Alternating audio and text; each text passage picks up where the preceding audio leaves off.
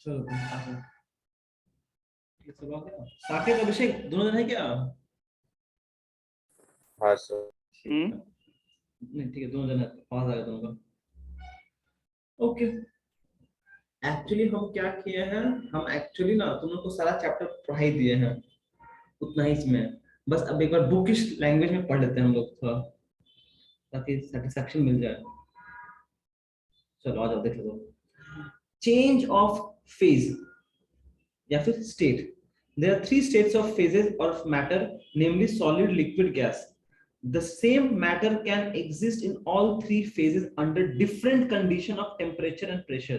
For example, ice solid when heated becomes water, liquid, which on further heating changes to steam. Thus, at one atmospheric pressure, water is found in all three phases at different temperature. बकवास है। और ये बस ये graph देके नामकरण कर दिया है और कुछ नहीं किया है लोग। हटाओ इसको, कुछ जोत नहीं है यहाँ से कुछ जोत ही नहीं है सच में। ये बात देखा तो एक बार बस।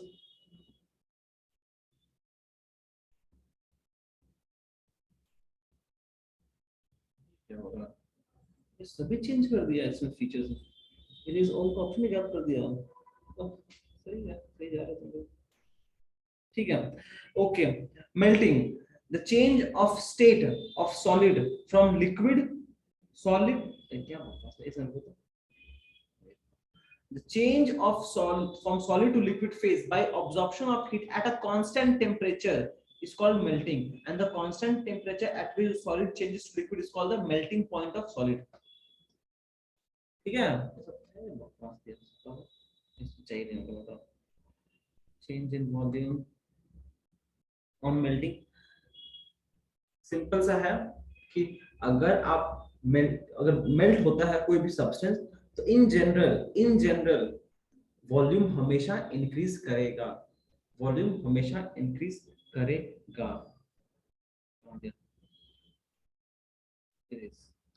वही लिखा है पे, most of the substance like lead, wax, etc. expand on heating, but some substance like ice एक exceptional case है जहां पर उसका वॉल्यूम थोड़ा बहुत डिक्रीज कर जाता है। बस इतना ही जानना है तुम लोग, और कुछ नहीं। इतना ही जान लेंगे तो काफी रहेगा। most of the substance like for example one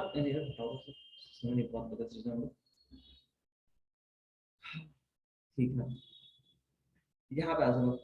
बस हम लोग सब ग्राफ का बात करते हैं, हम लोग ग्राफ का बात करते हैं। देखो वो कह रहा है कि ice initially at 0 degree centigrade पे है, ice initially at 0 degree centigrade पे है, तो वहां पर कुछ समय तक टेम्परेचर 0 डिग्री ही सेंटीग्रेड रहा है। तो ये जो टेम्परेचर कांस्टेंट रह रहा है, वो कौन सा प्रोसेस को एग्जिबिट कर रहा है, कौन सा प्रोसेस समझा रहा है? ये वाला समय के समय कौन सा प्रोसेस समझाया जा रहा है? द प्रोसेस ऑफ मेल्टिंग, क्योंकि मेल्टिंग के समय ही टेम्परेचर कांस्टेंट रहेगा। यहाँ पर टेम्परेचर कांस्टेंट कितना है, हमेशा 0 डिग्री सेंटीग्रेड है, कांस्टेंट है, और कितना है, 0 डिग्री सेंटीग्रेड है। इसका मतलब आइस का मेल्टिंग पॉइंट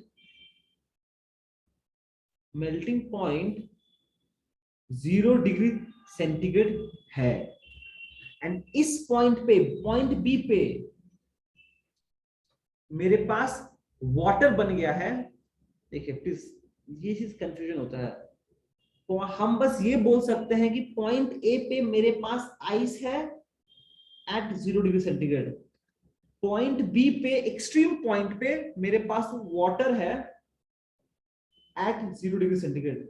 बीच में क्या है वो हम नहीं बता पाएंगे, क्योंकि बीच में क्या हो रहा है, ट्रांजिशन हो रहा है, तो बीच में बताना मेरे लिए एग्जैक्टली पॉसिबल नहीं है।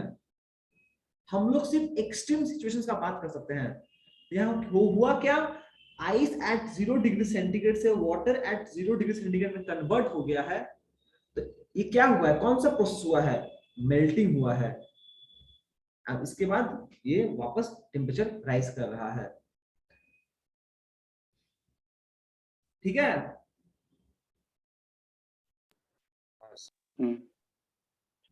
और यहाँ से कुछ चाहिए नहीं हम लोग को।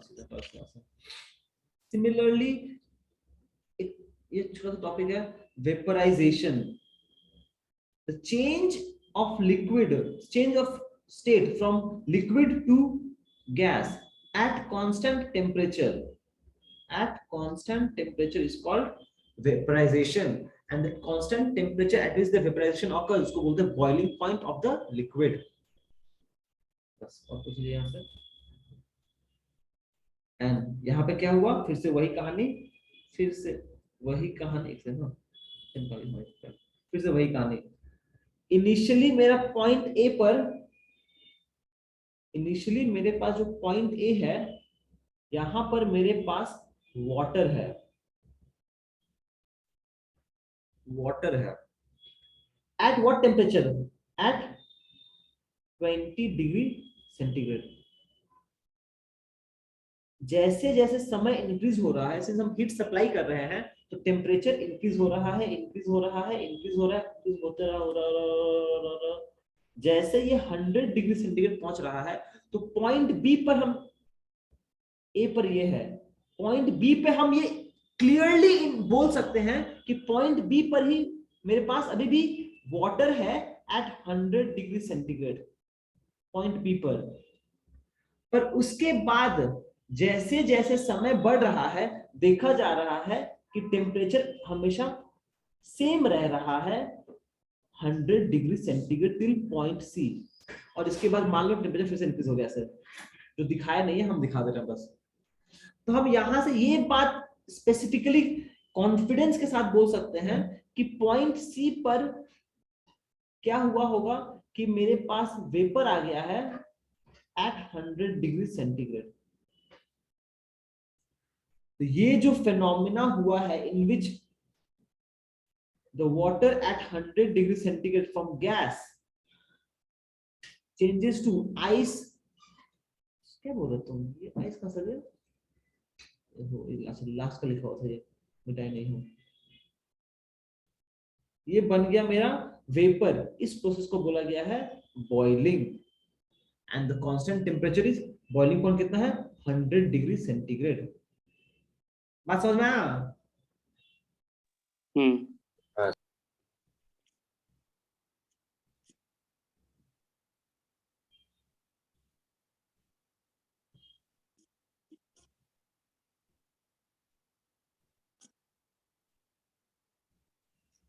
ये इरेज, ये जूम वाला ना बड़ी परेशान कर रहा है, डेली सीरियस कर रहा है। All liquid expand on boiling, simple बात है, ऑल लिक्विड, सारा सारा, कोई एक्सेप्शन नहीं है यहाँ पर। ये हो गया हटाओ इसको, ये हम ऑलरेडी आपको समझा चुके हैं, फिर से एक बार देख रहे समझा देना।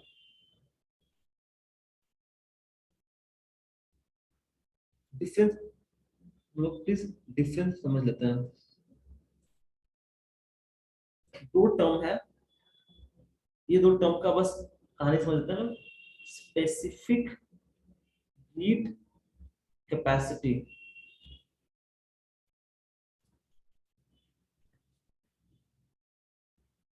एंड एक और है latent heat capacity, capacity.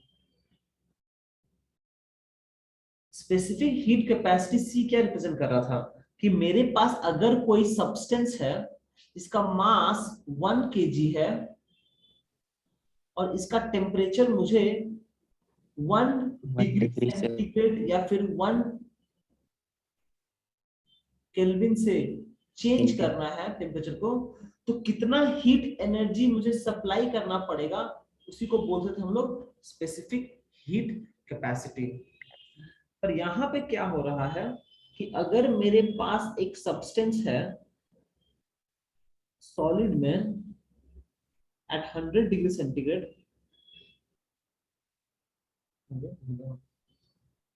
Eight 0 degree centigrade, इसी को मुझे अगर लिक्विड में चेंज करना है एट 0 डिग्री सेंटीग्रेड, तो टेम्परेचर चेंज नहीं हो रहा है।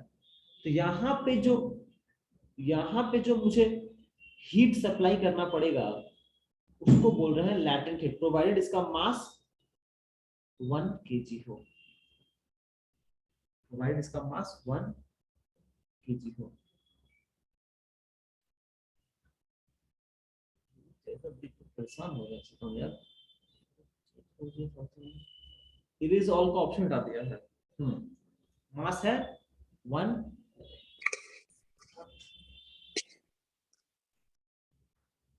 इसका मास m हो गया है 1 kg। हाँ ठीक है। तो यहां से बहुत कॉमन आंसर हो जाएगा कि अगर मेरे पास एक सब्सटेंस है जिसका मास m है और इसको हम चेंज कर रहे हैं फ्रॉम सॉलिड टू लिक्विड, इसका मास जब आप चेंज करोगे मास कांस्टेंट रहता है, मास नहीं चेंज होता है, डेंसिटी और वॉल्यूम चेंज होता है पर मास हमेशा सेम ही रहेगा। जब, अच्छा ये बात हम समझाएंगे ना, जब हम लोग हीट कर रहे हैं, हीट करने की वजह से क्या है, डेंस वॉल्यूम चेंज हो रहा है और डेंसिटी चेंज हो रहा है पर मास हमेशा कांस्टेंट ही रहेगा। Mass is a constant quantity under change of state. Okay, तो यहां पर जो हीट रिक्वायर्ड होगा वो होगा ml, whereas यहाँ पर क्या हो रहा है कि अगर मेरे पास एक सब्सटेंस ऑफ मास m है और इसका टेम्परेचर मुझे डेल्टा टी से इंक्रीज करना है और इसका स्पेसिफिक हीट कैपेसिटी c है, तो जो अमाउंट ऑफ हीट सप्लाई करना पड़ेगा वो होगा mc डेल्टा टी। और याद रखिएगा आप लोग, ये वाला हीट सप्लाई होता है, specific heat capacity is associated when there is change in temperature, when there is change in temperature of substance, but the latent heat capacity is used, h equals to ml वाला formula use होगा when change in phase occurs, when change in phase occurs, phase occurs, ठीक है।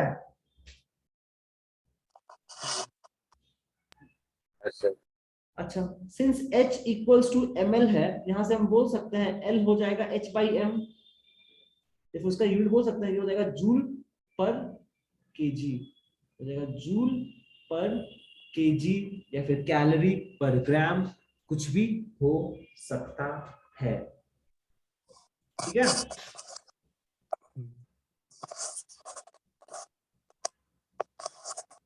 अब इसी चीज को हम लोग फिर से वापस देखेंगे।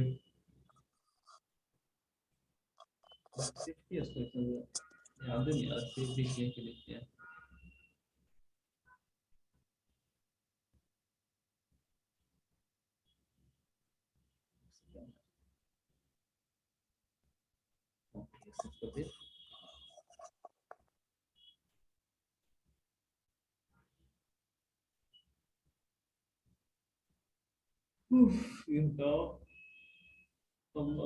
अभी इरेज ऑप्शन काहे नहीं दिया लोग, यार उसको इरिटेटिंग करते हैं लोग।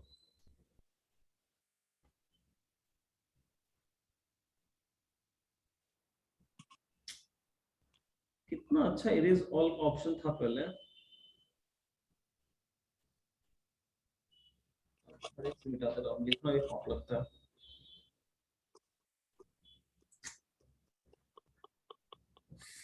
ये बोरिंग कार्ड,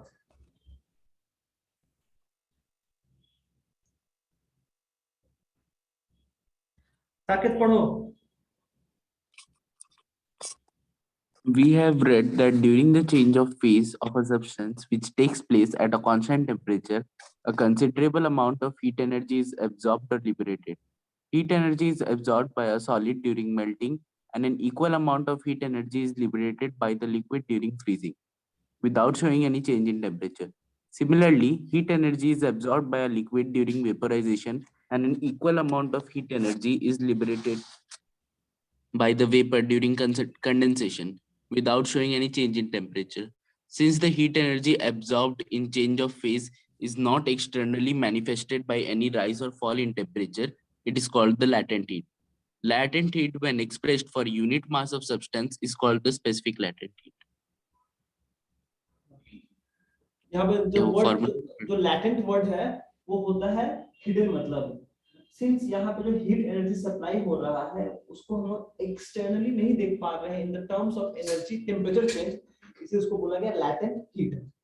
और वही जब हम लोग एक पर्टिकुलर गिवन मास के लिए बात करते हैं उसको बोलते हैं specific latent heat. L L हो गया specific latent heat given mass के लिए। तो एम मास के लिए कितना हो जाएगा, Q इक्वल्स टू ml, ठीक है अभिषेक, ठीक है। हाँ सर।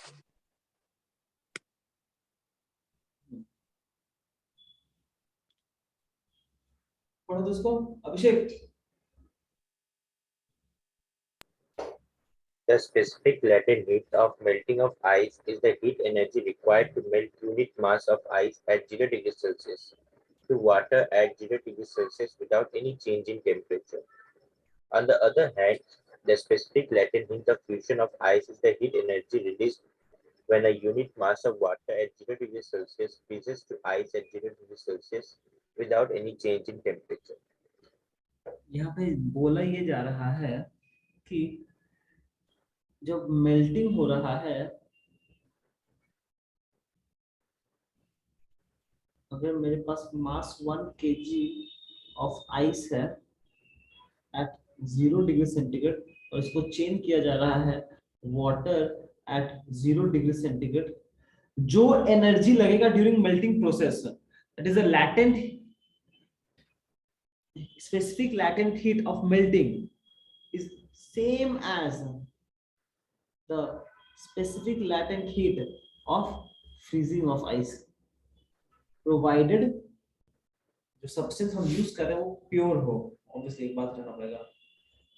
एंड आइस के लिए ये जो स्पेसिफिक लैटेंट हीट है बहुत ज्यादा होता है, 336,000 जूल पर केजी, बहुत ज्यादा, बहुत बहुत ज्यादा।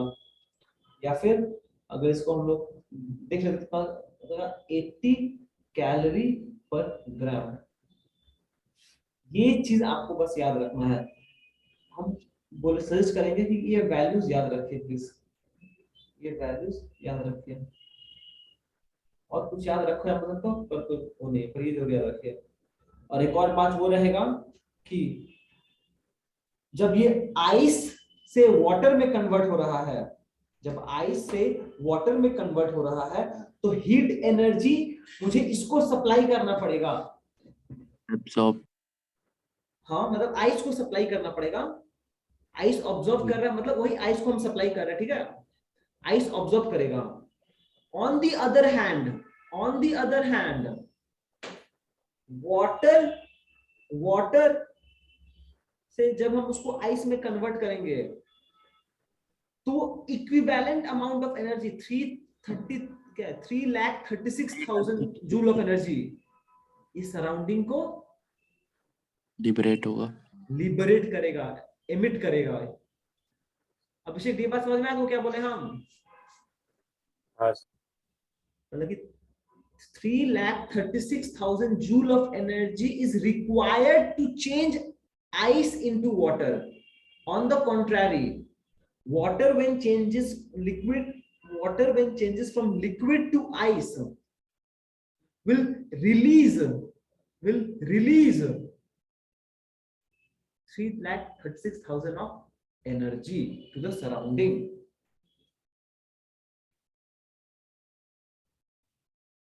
और वही जब आइस मेल्ट करेगा, ये भी लिख देता हूं, ये थोड़ा इंपॉर्टेंट है, बाद में जाके काम आएगा। जब आइस से वाटर जाएगा तो होगा क्या, it will extract L from surrounding.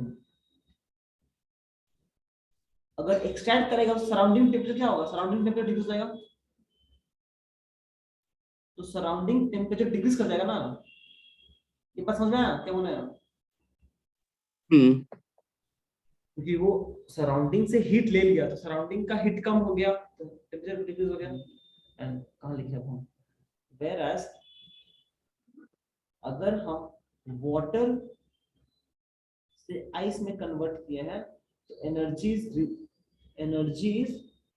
L is released to surrounding, released to surrounding, the temperature increases, the temperature of surrounding, ये बात हम लोग ध्यान रखेंगे। क्या है पहले फालतू का काम साफ कर लो, एक सेकंड है तो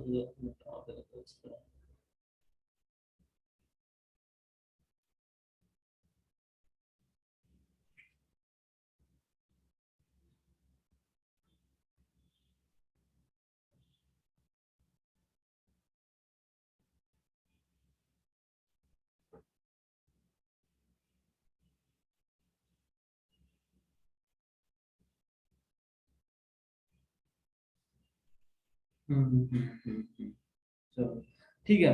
common physical phenomena involving latent heat of fusion, पहला वाला, snow on mountains do not melt all at once, all at once। जितने भी हमारे पास हिमालय है, फिर बोल रहे फिर ग्लेशियर है, वहां पे जितने भी आइस हैं, they all do not melt at once। Simple सा रीजन है क्योंकि आइस को मेल्ट करने के लिए अराउंड 3,36,000 जूल ऑफ एनर्जी चाहिए पर केजी। ये एनर्जी बहुत बहुत बहुत बहुत बहुत बहुत ज्यादा है, इसीलिए जो चेंज हो रहा है वो बहुत ग्रेजुअली हो रहा है। साकेत पढ़ो तो। The reason is that ice has a high specific heat latent heat of fusion equal to 3,36,000 joule per kg. It is due to this fact that it changes into water slowly as it gets heat energy from the sun. If latent heat would have been low, all the snow would have been melted in a short time on getting heat from the sun, and there would have been flood in the river. ठीक है। कुछ नहीं है इसमें यार, क्या बताएगा। In cold countries, water in lakes and pond do not freeze all at once। वही उल्टा हो गया। बहुत ज्यादा रिलीज करना पड़ेगा। The reason is that specific भाई fusion of ice is sufficiently high।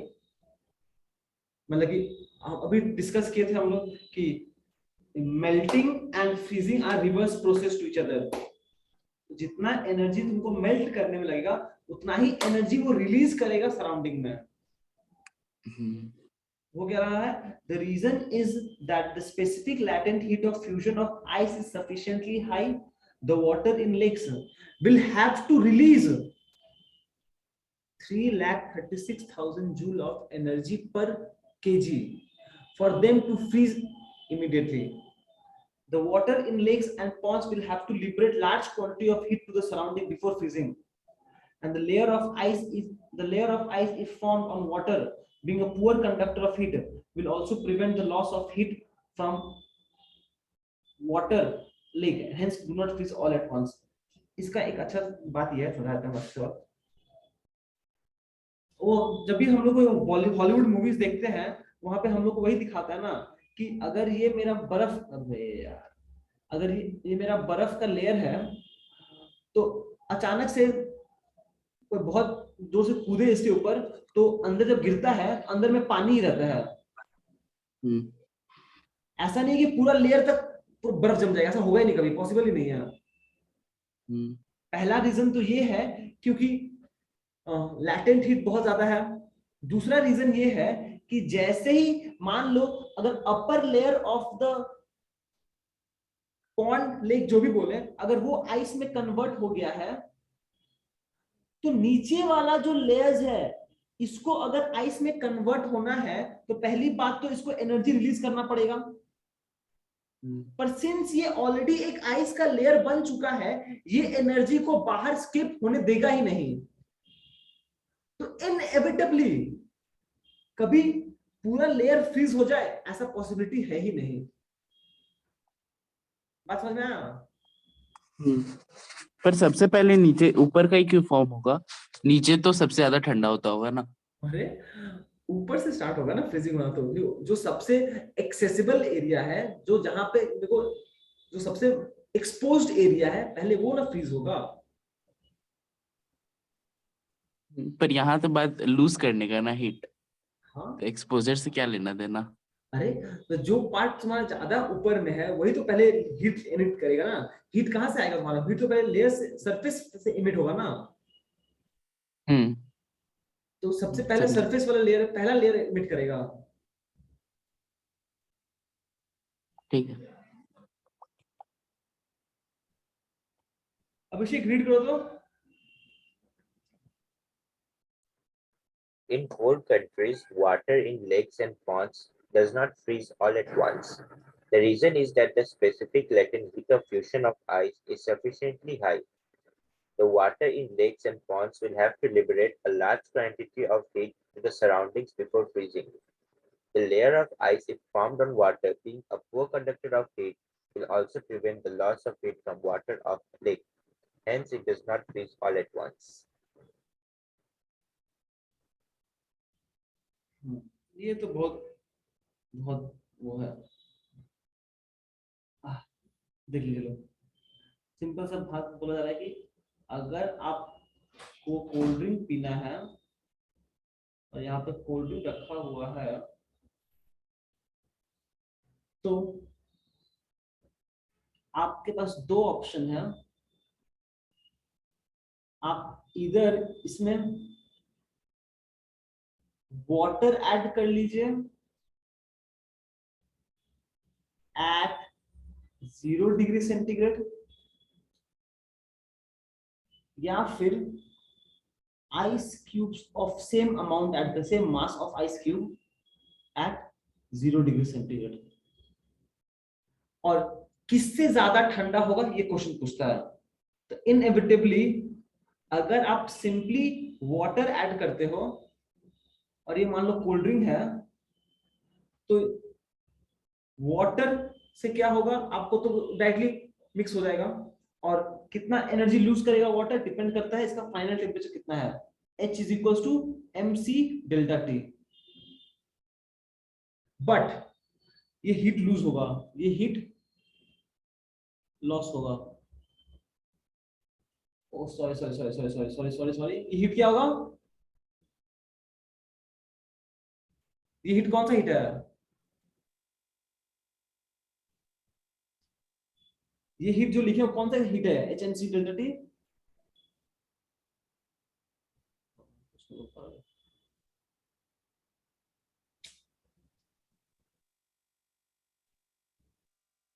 अगर मेरे पास आइस है एट 0 डिग्री सेंटीग्रेड, चलो मास 1 kg अगर हम मान लेते हैं, तो पहले ये जब वाटर बनेगा at 0 degree centigrade of mass 1 kg, तो ये ऑलरेडी ऑलरेडी जब कन्वर्ट होगा क्या करेगा? 3,36,000 लूज करेगा। ऑब्जॉर्व करेगा 3,36,000 जूल ऑफ एनर्जी ऑब्जर्व करेगा from surrounding.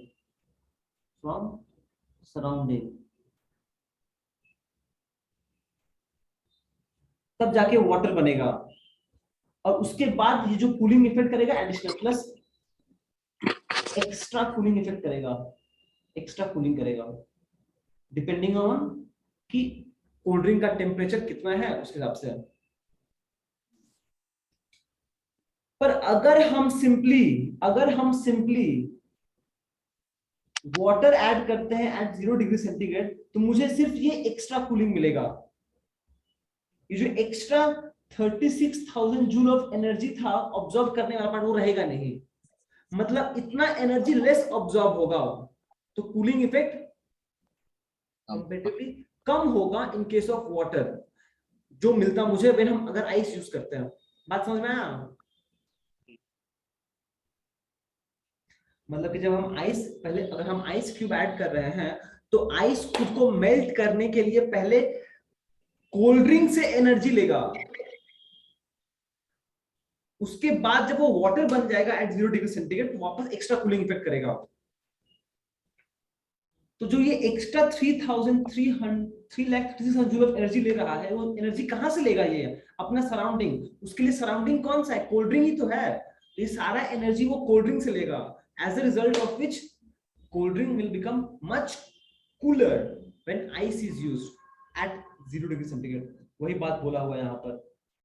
This is because 1 gram of ice at 0 degree centigrade take इतना जूल। अच्छा, ये लोग ग्राम वर्ड यूज किया है इसलिए यहाँ पर 336 है of heat energy from the drink to melt into water at 0 centigrade.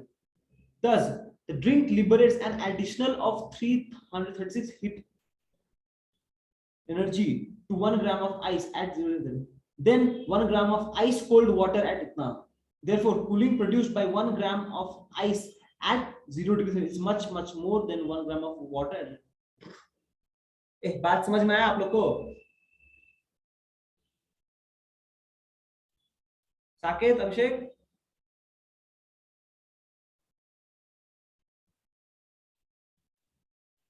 Hello,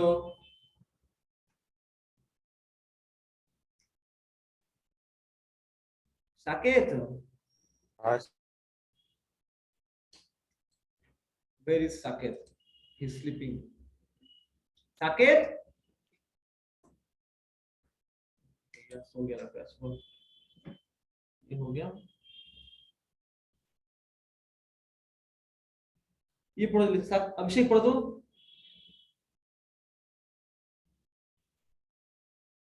sorry, black screen है।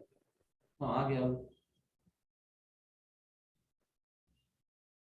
When ice is frozen, lake starts melting, its surrounding becomes very cold.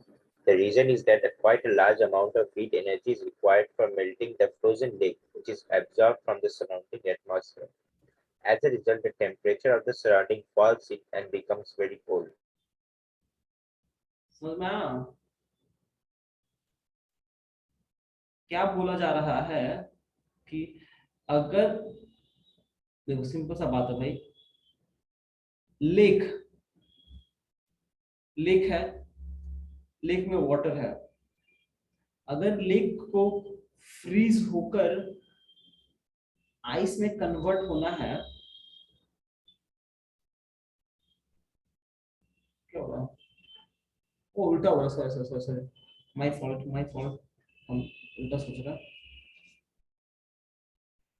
Sorry. हाँ, क्या बोला जा रहा है कि मेरे पास लेक है इट्स ऑलरेडी फ्रोजन, और ये मेरे को, मान लो इसको फ्रोजन मतलब आइस में है, और मुझे इसको लेक बनाना है in terms of water, in terms of, okay. अब आइस को अगर वाटर लिक्विड में स्टेट में चेंज करना है तो क्या चाहिए इसको? Heat is required by the ice, heat is required or absorbed by ice, ठीक है। अब जब ये हीट ऑब्जर्व किया, ये हीट ऑब्जर्व किया कहां से? From the surrounding, from the surrounding. अब जैसे ही सराउंडिंग से हीट ऑब्जर्व किया, सराउंडिंग का टेम्परेचर डिग्री, सराउंडिंग का, अंग्रेजी तुम्हारा खराब कैसे हो गया, SURROUNDING, सराउंडिंग का हीट कंटेंट कम हो गया, एंड हीट कंटेंट कम हो गया इसका मतलब उसका टेम्परेचर कम हो गया, टेम्परेचर कम हो गया मतलब ठंडा ठंडा मौसम आ गया। बात समझ में आया साकेत, अभिषेक? हाँ सर। अब फिर से पढ़ो एक बार, अब समझ में आ जाएगा।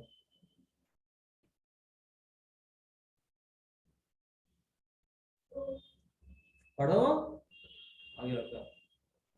When ice in a frozen lake starts melting, its surrounding becomes very cold. The reason is that quite a large amount of heat energy is required for melting the frozen lake, which is absorbed from the surrounding atmosphere. As a result, the temperature of the surrounding falls and it becomes very cold.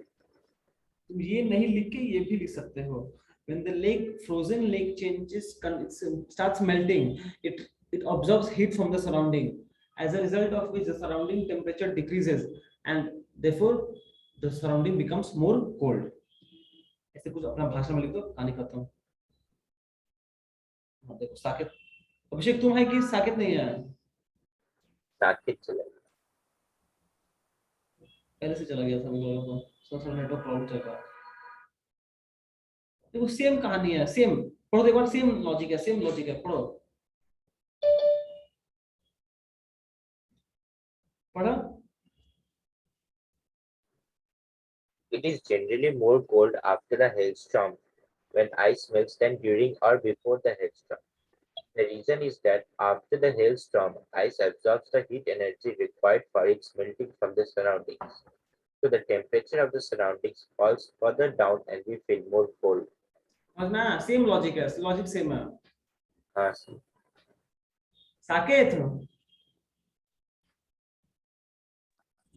Sir मेरा data खत्म हो गया है, इसलिए voice cut के आ रहा है, screen भी वैसे ही अटका हुआ है तब से। अच्छा ठीक है, कोई बात नहीं है। अभी क्या डेटा क्या वाईफाई यूज कर रहे घर में तुम? वाईफाई नहीं है। और मतलब किसी का हॉटस्पॉट यूज कर रहे हो क्या किसी का? पापा का लेके आया अभी। ओ, ठीक कोई बात नहीं, तुम्हारा एक पार्ट स्किप हो गया बस 10 मिनट का, वीडियो भेजेंगे देख लेना। अच्छा ये साकेत ये पढ़ो, ये क्या लिखा है पढ़ो तो।